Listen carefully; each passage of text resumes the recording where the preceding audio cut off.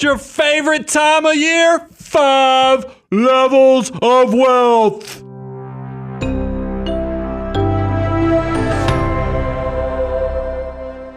Brian, I am so excited about this because we love that we get to do this show every year. We talk all about money all year long, but we know that money is not a goal, it's just a tool. And so if we want to understand how to use that tool well, we have to understand that there are different levels of wealth. There are different things that we are working and striving towards, and we want to break those down for you. Yeah, I think it's interesting. Creating wealth is surprisingly simple, but don't fall into the trap. Simple does not mean easy. And that's what I want to kind of go into. What are the things and the steps along the way? And we have found these build upon each other. This is not, I don't want you to think that you're going to come in and you're going to be able to navigate all over the place. If you pay attention, because I think this is important. You'll find out where the average American is. You'll find out what the average American aspires to. And then we try to go a step further and tell you where the intersection of both the math of the situation as well as mindset create the best of all worlds. So we think that there are 5 levels of wealth. There's stability, strategy, security, freedom, and abundance. We're going to walk through each one of those like a pyramid. You work through one level to get to the next level. We're going to kind of talk about how to know at each stage if you're there and how to assess, am I doing this right? Am I doing it wrong? But it's more of a Maslow's hierarchy pyramid, not a pyramid scheme type pyramid. That's right. You got it. Nailed it. Nailed it. Let's talk about stability first, Bo. Yeah, so stability, this is pretty baseline. Stability just means that you can pay your bills. And you may be saying, oh, well, that sounds pretty easy. Pay your bills. That's okay. So everybody's there. Everybody's there. Not so fast. I think it's important, Brian, if we walk through what stability actually is and then what stability is not. Because the first thing is stability is not living paycheck to paycheck. If you're someone who's just trying to make the ends meet every pay cycle, you have probably not made it to the stability stage just yet. Yeah, I think this is one of those things where you need to familiar yourself with deferred gratification. I want you to lean into the discipline of the situation, really focusing on how you spend your money, because that seems to be the biggest thing that people fall into. And then you don't want to make sure that bad debts are going away, they're non-existent, because a lot of Americans just can't seem to make it over that hurdle. That's exactly right. And then let's talk about what stability is not. It's interesting. It's not income-based. We know plenty of folks who have 6-figure incomes and yet still have not made it to the stability level of wealth. That is a sad, sad story. It's also not a given just because you're a certain age. Oh, I've been working for 20 years. Oh, I've been working for 30 years. Surely I'm at this level of wealth. That may not be the case. It is more than strictly income-based or strictly age-based. It's also, stability is not paying for your life $100 at a time. I know you can buy now, pay later for about everything in the world. And that's why it's shocking to me that 50% of Americans between age 25 to 44 have actually used this service. Yep. That is not where stability is sitting. And what's so frustrating is the number of Americans can't even master this what I'm going to say, simple, basic level of wealth. We know this to be true, that 57% of Americans have less than $1,000 in savings right now. So if some emergency came along, it is going to completely derail them. And we know that 56% of Americans actually carry a credit card balance month over month. That means that 56% of Americans are living beyond their means. 56% of folks are not at this level of wealth yet. Now, look, I want to make sure we put a little bit of tone to this to understand. We get the context that life's not the easiest time right now. We just came through a very high inflation period. Interest rates are higher. It's just one of those things where both owning a house or even renting a place to live is not the easiest thing to do right now. And that's why 54% of you are feeling overwhelmed by your finances. 40% of you list inflation as a top concern for 2024. We understand that there's struggles and problems out there, but we're going to help you get through it. That's right. It's not easy, but it's simple. It's not easy, but it is attainable. Okay, so how do I do this? How do I get to level 1 if I'm not there yet? Well, first thing you have to do, you have to take a look at your spending. What are the dollars that are flowing out of my wallet each pay period, each week, each month, and how can I rein those in? How can I get that under control? Do I actually even know where my money is going? Am I following a budget? Do I have it written down how I should be thinking about my spending behavior, my consumption behavior. I also want you to think about the big expenses. This is where I'm talking about what are your housing, what are your car consumption. Don't try to look cool while you're not even saving and investing. You're not living on less than you make. Don't let these consumption expenses like housing, the car you drive, and even where you eat your food. Yes, I know you have to eat. I'm all about you having shelter. I'm all about you having transportation. I'm all about you eating, but you need to make sure that you're disciplined with every one of those big choices. And so when it comes to our personal finance, there are really two levers we get to pull. The first is, how much do I spend? The second is, how much do I make? So take a look at your income. Once you've cut your expenses down, are there other things that I can do to influence my income to make it go up? Maybe this is doing different things at my current job to make more money. Maybe this is creating a side hustle, a side income. If there are ways that you can impact the amount of money that you have coming in, it's going to set you up to be able to defer some of that money into the future and begin to build a stable foundation. Yeah, and this is something, be prepared to make sacrifices and adjustments. Look, everybody, when you have success, just assumes it was easy, but there's actually a lot of scarcity and sacrifice. So I want you to go make sure you're looking at what are your subscription expenses? What are the things, because you're trying to make the good habits as easy as possible, the bad habits super hard. One of the things is making sure you're automating the good stuff, but you're also cutting out the things that are unnecessary. So if you're, paying for services or doing subscriptions and you're not even funding your Roth IRA or having emergency reserves, you're probably doing this part wrong. All right, so let's think about this. How do I know if I'm doing it right? What are some benchmarks that will tell me, okay, I'm in the stability phase and maybe I'm thinking about moving to the second phase? Here's the first one. Do you have your deductibles covered? Where do we get that from? Well, it actually comes from the financial order of operations. Step number one. This is, a lot of people say, $1,000, we think your highest deductible should be covered. Have I done that? Am I getting 100% of my employer match? Am I doing step two of the financial order of operations? Do I have a budget in place? Am I practicing some sort of forced scarcity plan where I know what I have coming in, I know what I have going out, and I'm living on less than I make. I'm living below my means.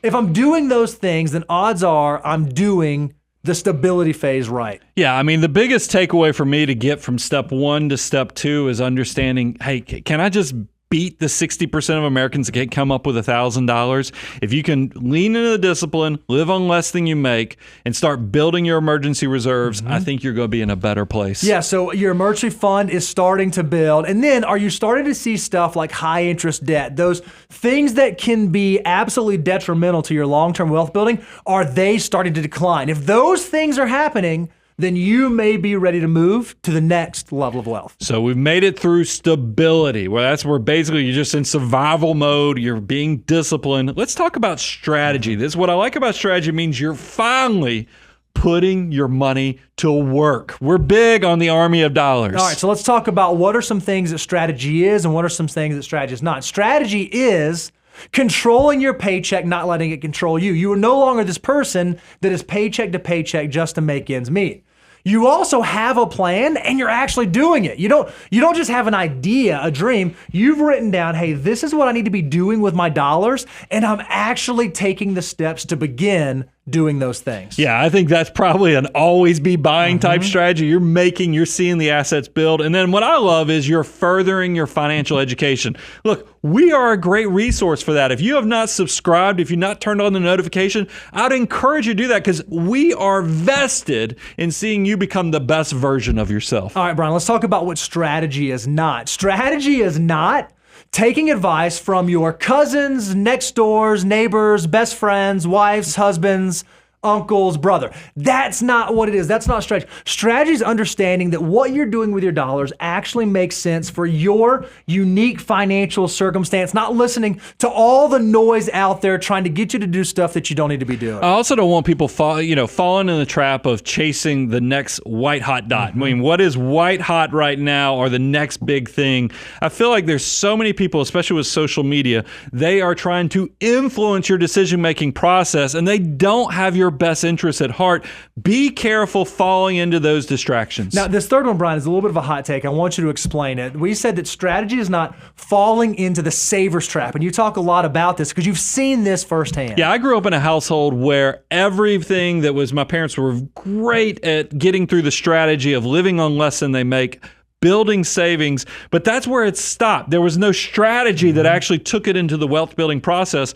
Our idea of my parents for investing was CDs and savings accounts. That is not what, that's the saver's trap. We want you to make sure that you are actually implementing the strategy of the wealth building process of actually letting your money work as hard as you do for your paycheck or for your job or your service you provide. You can let your money do that for you even while you sleep if you put the right strategy in place. Now, to be in the strategy phase, you cannot be an ostrich. You cannot ignore it. Listen to this. We know that a survey from Fidelity between Americans ages 18 to 44 found that most folks don't have any financial strategy. 51% of their respondents have no idea how much they're saving or spending. All they care about is, do I have money in the bank? If I have money in the bank, then I'm good. And a lot of people say, oh, no, I've got a strategy. I'm just going to save whatever's left over at the end of the month. That's a disaster. If you do that, you're going to be amazed to find that over and over and over at the end of the month, at the end of the pay cycle, at the end of the week, there are no more dollars left to save. So if that is your strategy, that's really no strategy at all. Well, if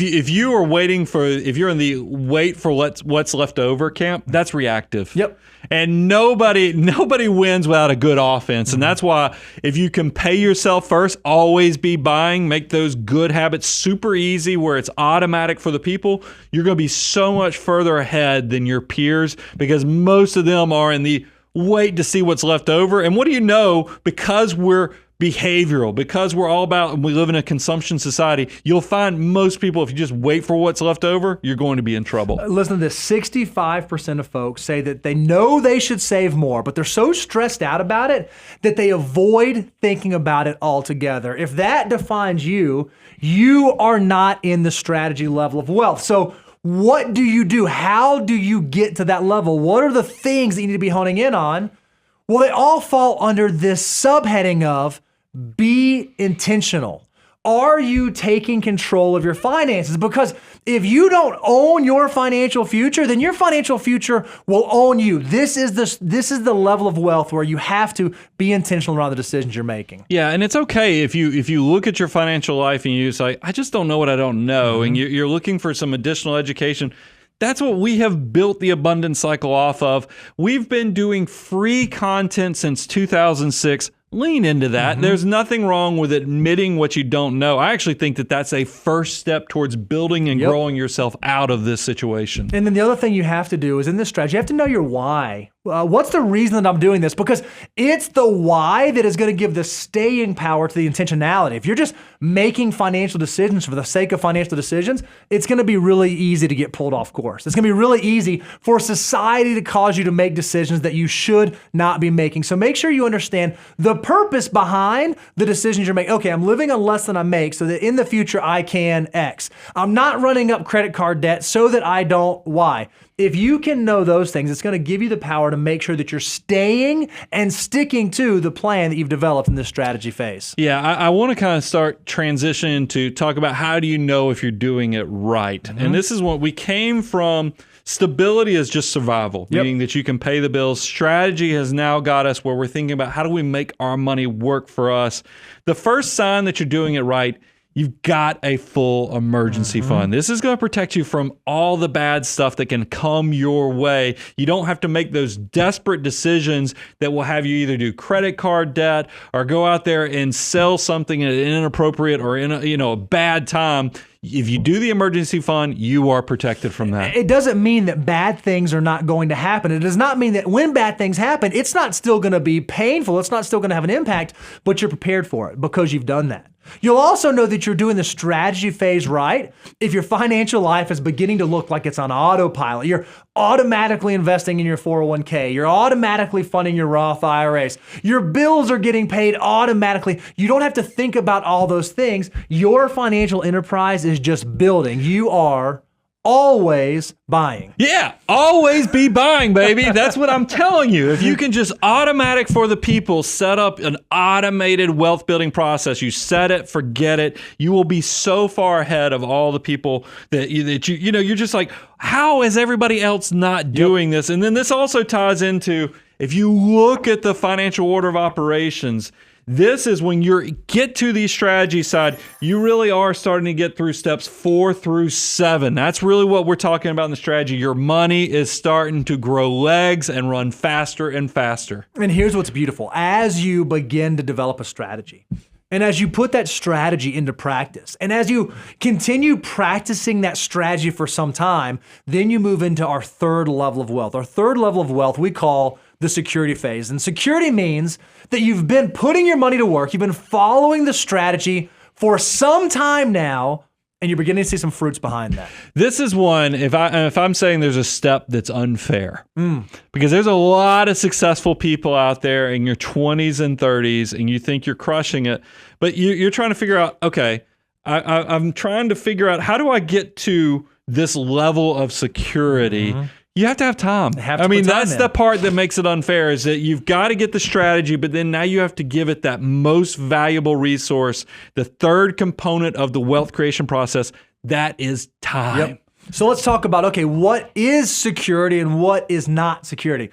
Security is beginning to see the dividends of your past work. Well, right there in that sentence, it means that you have to have been doing some work for some time in order to be seeing dividends being paid for that.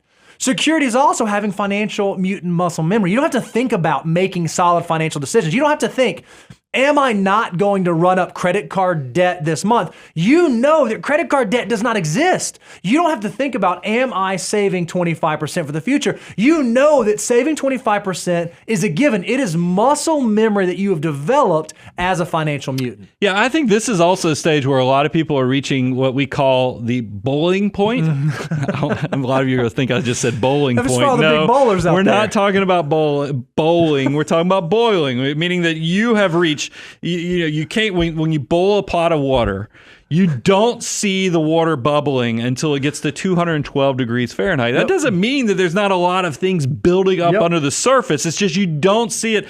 I love security. You're probably beyond. We talk about, and we've done social media content, that first 100,000 is magical because it just, once you can get to that, it seems to get easier and easier because you're now snowballing. This thing's rolling downhill and building upon itself. You have reached that with security. So now some of that unknown stuff is not going to derail you like it would have when you're in those first two stages of the levels of wealth. That's what the bowling point does. It allows you to not get derailed by those unknowns. You may have had the emergency fund funded in the previous stage, but now you know, even if something bad happens, even if it's happened to those funds, it's not going to change my picture. It's not going to change my trajectory. That's what security is. Let's talk, Brian, now about what it's not. Security is not income or net worth based. You're going to hear this over and over. Just because you make $250,000 a year does not necessarily mean that you're in the security phase. Just because you crossed over millionaire status does not mean that you are in the security phase. It is more about the qualitative measures of your financial situation than the quantitative measures of your financial situation. Security is also, and I've already highlighted this, it's a little unfair in the fact that it's not available to most young people. Yes, we just did a Q&A episode where we had somebody who had written in that they had multiple six figures in savings and investments, and they were like 25, 26 years old. Yeah. And a lot, they think that they're way ahead of the curve. But here's the thing, because they still haven't had enough of the time component, I think that they're just not in the security. They're more in the strategy because you're taking that huge income, you're using the tools and the resources to build a strategy for the future. But without the component of time for the 20s and 30s, you're just not giving it enough to have strategy, to reach full security just at this point. I love it. And here's the other thing that security is not. Security is not financial freedom or financial abundance. We're going to talk about those two, but security is that level of wealth that exists between strategy and financial freedom. And so most folks on your financial journey will likely spend the largest amount of time in your life, the largest amount of time in your working career in the strategy or maybe the security phase. As you start to move through that strategy for some time, it's not the end of the journey. There's actually more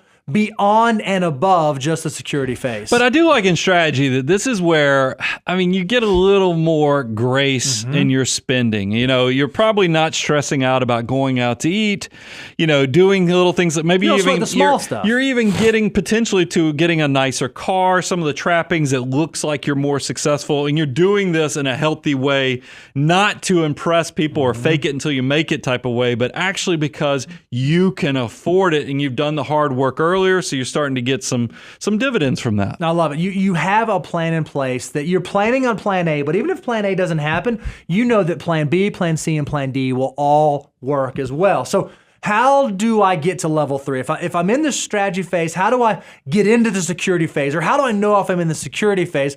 Well, the first thing, and Brian, we've said this over and over and over again, you got to give it time. Yep. Security is not something that you can will yourself into today.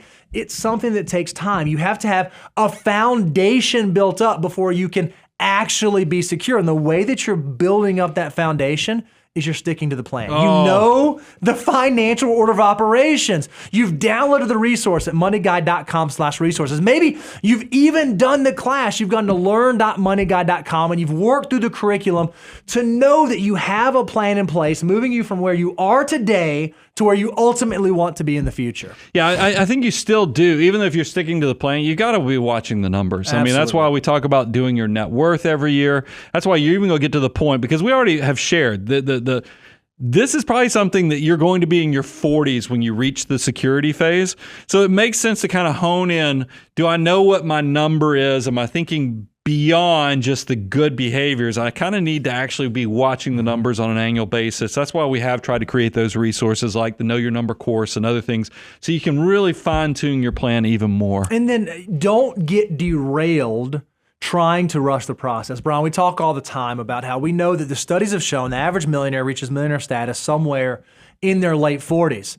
Well, folks in their 20s don't want to wait till their 40s. They want to be a millionaire today. They want to get there today. They want to do the things today. Unfortunately, building wealth is not something that happens overnight. Yes, there are one-off cases, but those are the exceptions, not the rule. The rule is get a plan in place, execute that plan over a long period of time, and you will be amazed at the empire you can build, but you have to keep your eye on the ball. You can't allow yourself to get distracted and move in different paths that are going to move you away from the ultimate goal that you're working towards. It's that slow, steady work. That's it. That people will be impressed with later. And I think that's probably a great transition to talk about what are some of the signs that you know you're doing it right. And the first thing is, you have, and I keep holding it up, the financial order operations. You are in that step 8, the prepaid future expenses. You're funding the kids' college. Maybe you've got that trapping of this is the Tesla phase, as I like to say. You know, it's one of those things where you have some indicators that you have really made a lot of good decisions in your past. Even in the way that you frame your decision making, you may be someone who's now moving from just the like get wealthy behavior, save, to some of those stay wealthy behaviors you talk about. Like, okay, how do I decrease my debt load? How do I start making sure that the things that could be bad for me financially are not even in the equation anymore? So maybe if you're 45 or older, you're thinking about prepaying even that low interest debt so that by the time you get to financial independence, you can be completely debt free. I think this is important. On one of the most recent shows, I have let people know that I've almost paid off my house. And, you know, and I'm over this 45 now. I mean, my wealth multiplier, if you go to moneyguy.com/resources, we have a wealth multiplier tool. You'll see when you're young, you have an exponential growth factor. That's part of that get wealthy part. But when you get older, I'm in my 50s now, so you know, my money just doesn't have the same opportunity to grow. So I'm in that stay wealthy stage. But we've had this discussion on, should I pay off my mortgage completely?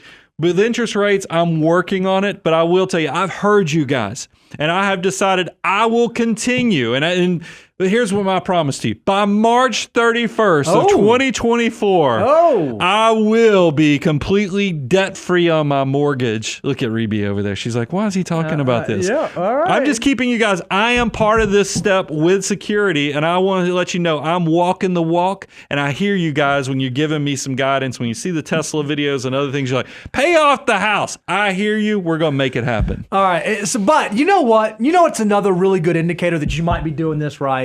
Here's a good indicator. Hey, maybe you have a little bit of luxury in your life. Maybe you've decided, you know what, I'm doing the things I'm supposed to be doing. I'm saving the way I'm supposed to save. I'm going to go buy a nicer car because I can, and it's not going to derail my plan. I'm going to take nicer trips. I'm going to go on nicer vacations. And I can do those things because I had a strategy that I've been executing for a long period of time. And now I have some security around my financial circumstance that I don't have to sweat the small stuff. If you find yourself in that position, you know that you're doing security right, and you may very well be moving towards the next level of wealth. Oh man, this next one is a big one, because the next one is what the majority of people actually aspire to, and that's level 4 of wealth, which is freedom. This freedom means your money now works harder than you do. What do we mean by that, Bo? We love the idea of the fact that we know our dollars, if we put in time, if we build our army of dollar bills big enough, they can work harder than we do with our brains, our back, our hands, and our feet.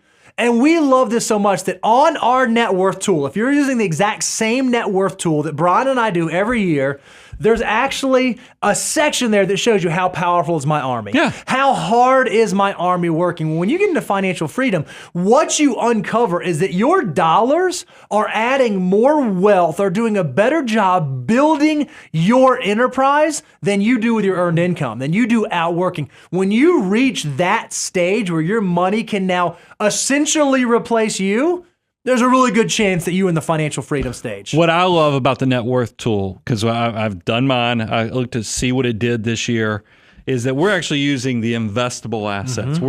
This is actually, you know, whether you're talking about your retirement accounts, your emergency reserves, your taxable investments, that's the change we're talking about. Because when I'm talking about what your investable assets grew over the last year, exceeding what you made in income last year, it's not being, changed or altered by home equity and other things like that. Because I think a lot of people get a false sense of where they are in their financial journey. I love that our tool lets people really see, are your army of dollar bills more powerful than what you can actually earn with your back, your brain, and your hands?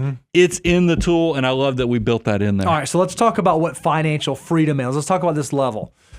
Financial freedom is actually the stage of wealth most people aspire to. This is what you hear people talk about. Hey, I want to retire one day. I want to step away from the workforce. I want to fill in the blank. Well, when they say that, what they're saying is, I want to reach the financial freedom stage of wealth so that I can do the things that I want to do. It's where you can do what you want, when you want, and how you want. Isn't that what most of us talk about? That's ultimately the reason we're doing all this saving, the reason we're trying to build towards this, is so that we can have that reality.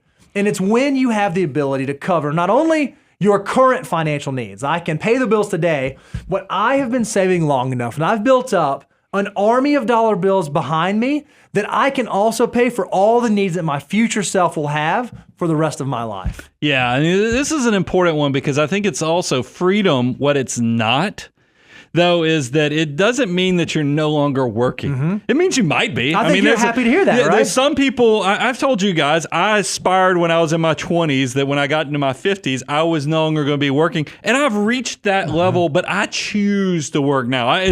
We have somebody who follows our content. They're part of the FIRE movement, and I thought it was kind of crafty what they wrote. Instead of financial independence, retire early, they just created some content that said, what was it? Recreational employment. Meaning that they changed the R and the E instead of retire early to recreational employment, because now when you have margin, when you built up freedom, you get to choose how you live your life. And you might find you actually enjoy work, but you want to do the work that brings you purpose, and that you wake up on Monday morning or when you go to bed Sunday night and you feel excited about it, versus feeling like it's pressure on your shoulders, like I think a lot of workers feel. Yep. Here's the other thing that financial freedom is not. freedom is not easy or obtained overnight. And I think that we live in a world where social media and all the folks around you want to tell you how easy it is to be wealthy and be independent tomorrow. The fact of the matter is, it takes time. It takes time, and it is not complicated, but it's hard work. You have to make some difficult decisions throughout the course of an entire working life to get to the point to where you can be financially free, to focus on the things that you want to focus on. If you're trying to figure out in New Year's resolution, how can I be financially free by the end of this year? That's going to be a hard charge. Recognize it takes time to get to this level of wealth. So if it takes time, let's also talk about signs that you're doing it right. Because if this is going to be a long journey, we need to kind of, what are some of the indicators along the way? The first thing is, you've actually stress test the plan. I mean, this is an important, we've already heard, because we even know security was people in their 40s and beyond. So if you're at freedom, you've definitely got enough assets behind you. You should be stress testing them with a plan for all the things that you're worried about. What could come at you in life, whether it's a market downturn, the real estate market collapsing, you losing your job. You've stress tested your plan and you know you're going to be okay. Yeah, because remember, at this stage, you have to pay for both your current expenses as well as your future expenses. So you have to think about, what are those future things that might happen that could derail me? And do I know that even if those circumstances come to pass, I'm going to be okay? So that is the quantitative version of how to know if I'm doing right. What about the qualitative? How do I know if I'm doing this right? Well, do you understand what this next phase of life looks like? Because a lot of people, if you are someone who is aspiring to financial freedom, and for you, financial freedom means leaving the job that you've previously done, do you know what you're moving away from? Do you actually know what you're moving away to? Have you planned out if you're going to live in financial freedom for the next 10, 20, 30, maybe even 40 years? What are you going to do? How are you going to occupy your time? What are the things that are going to consume you during that stage? Because the qualitative part can be just as important as the quantitative. Well, I think a lot of people are good at the building of wealth, but then they realize, man, this transition, now that I've reached freedom, or I think I've reached freedom, I'm having a hard time figuring out how to transition from builder to now consumer. So we've actually, and you don't even know what you don't know. That's okay. Because if you go to moneyguy.com/resources, we actually created a great retirement resource guide. It's even titled The Money Guy Guide to Retirement. Kind of a tongue twister there, because you got guy and guide together. But it is one of those things. Go look at this, and this is go walk you through the 9 things that you really ought to kind of consider when you are thinking you're at the decision point or the threshold of retirement. You'll also know that you're doing financial freedom right when the way that you think about things begins to morph a little bit. It may be something as simple as, hey, I used to keep 3 to 6 months of expenses. Now I keep 12 to 18 months of expenses. It may be how you do your charitable giving. I used to write checks. Now I use a charitable giving account. Now I do QCDs. It may be how you're managing your income over a year. Maybe I'm doing advanced strategies like Roth conversion strategies. Just the things that you think about and the reasons behind your decisions change a little bit. It's not just about how do I build more, have more, get more, save more. It's how do I optimize and make my current financial life as efficient as it can be, both for me today, me in the future, as well as my heirs when I'm no longer here. I thought it was interesting. I was listening to a podcast, and it was a person that hates financial advisors. and they shared that the reason they hate financial advisors is because the system is skewed, that when people have the most, they're older, and they felt like it was taking advantage of people when they were at that largest point of assets, so it's probably costing them the most. Now, I felt like, look, when we're talking about freedom, these aren't poor people. No. These are people with resources.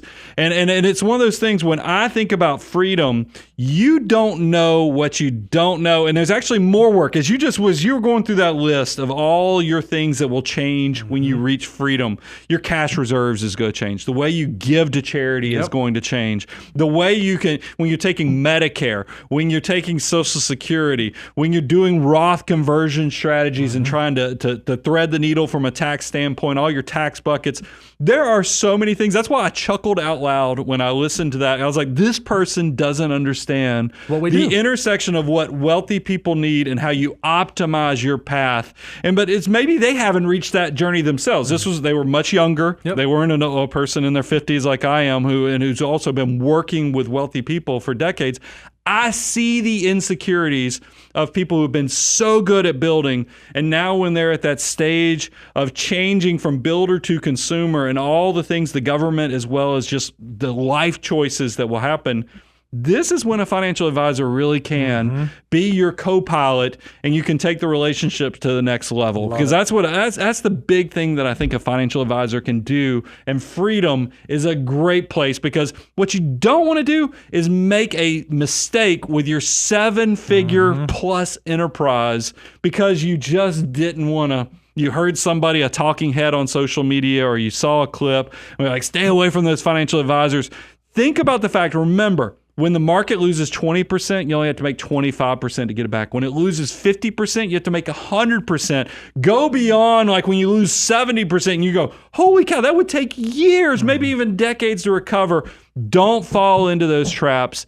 This is a celebration once you reach this stage of financial independence and freedom. All right, so we said that, financial freedom is doing what you want, when you want, and how you want. That's the end of the show, right? We should probably just close up shop and go ahead and sign off and say, yeah. That's not the case, though, because we said there are 5 levels of wealth. We've talked about the 4, but most people only know about the 4. They only think about the financial freedom. But we believe that there is a level of wealth above and beyond that. There is something even past financial freedom, and I think it's probably the most important level of wealth. Well, I mean, I think freedom is one of those things where it's really a math equation. It's a number. But let me give you why I know that there is another step in this. Is because if it was just about the money, how come every lottery winner isn't living their abundant life? Why is it that there's professional athletes that come into just windfalls of money coming their way and they still go broke?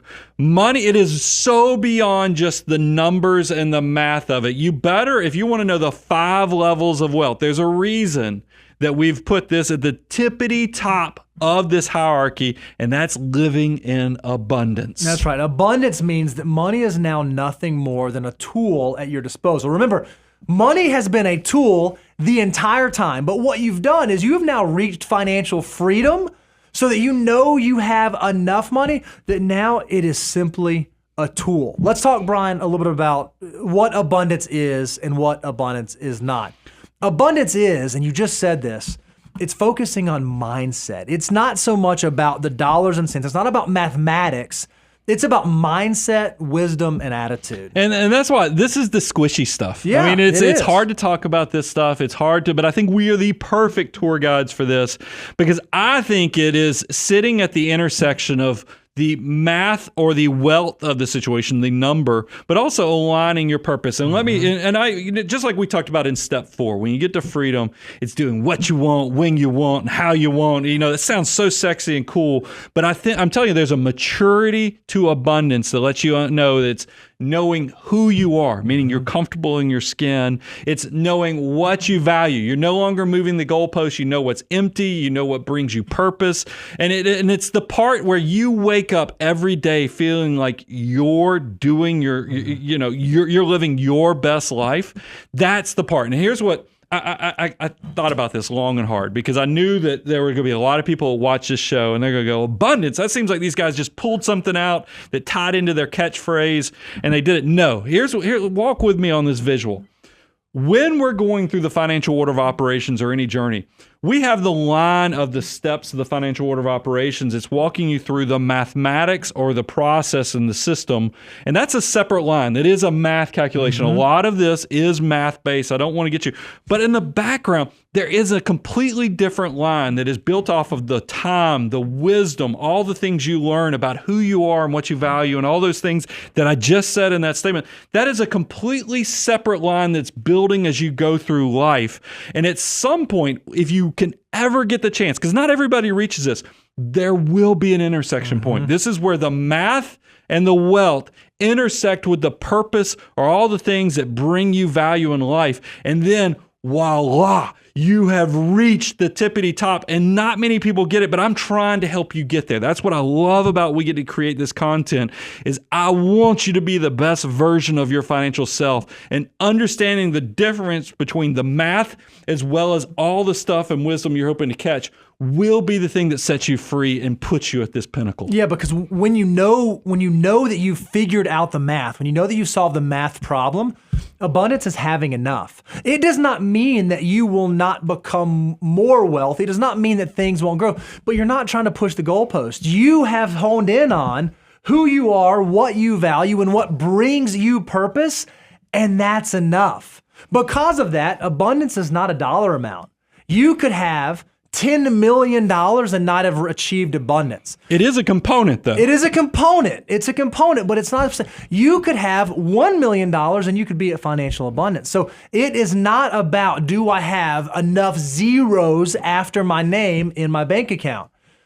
It's also not about accomplishing specific financial goals. It's bigger than goals.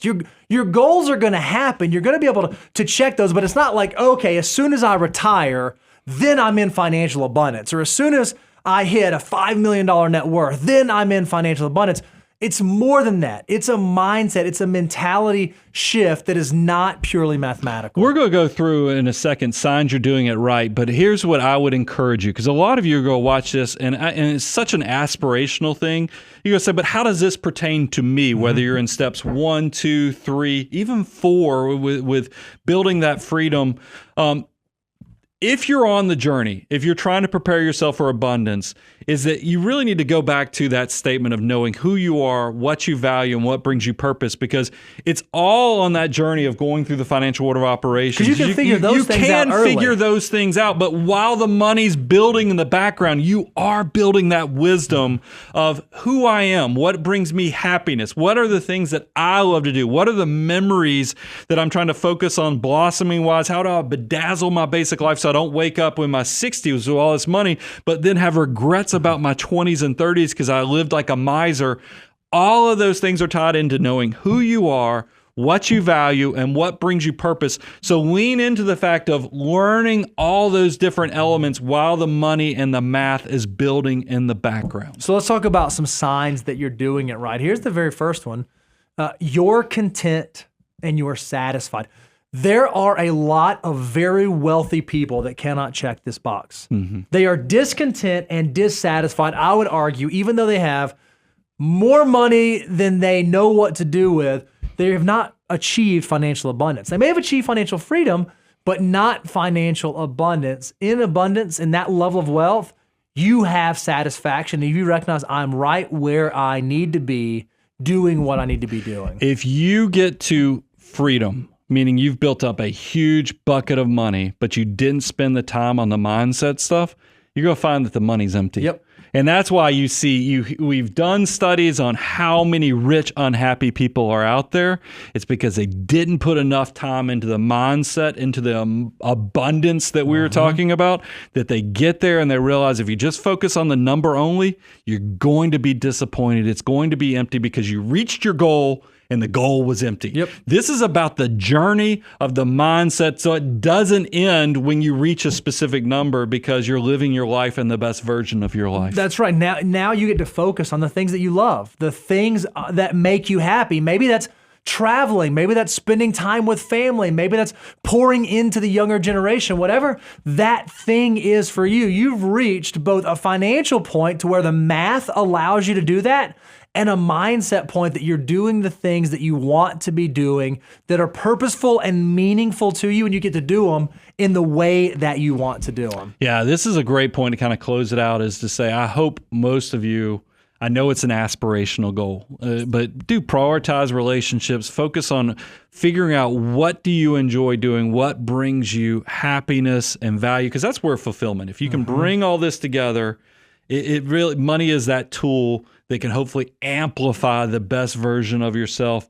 Ask yourself, because I know a lot of you aren't going to be at abundance. I get that. It's a very small subsect, but you are going to be able to say, hey, what small decision can I make today that's going to bring me my great, big, beautiful tomorrow? Because that's really what we're trying to help you make the decision.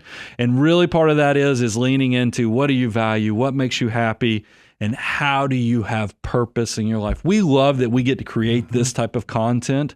I've been doing this since 2006, and there is nothing better than when I see it in the comments section, when I see it as a new prospect form comes through, and you guys tell us, we changed your life. We want to continue to be on this journey with you. I have seen abundance in my life, and we want to continue to pay it forward with that. And we just know money is nothing but a tool, but there's a better way to definitely do money. And I'm your host, Brian Preston, Bo Hansen, Money Guy Team, out.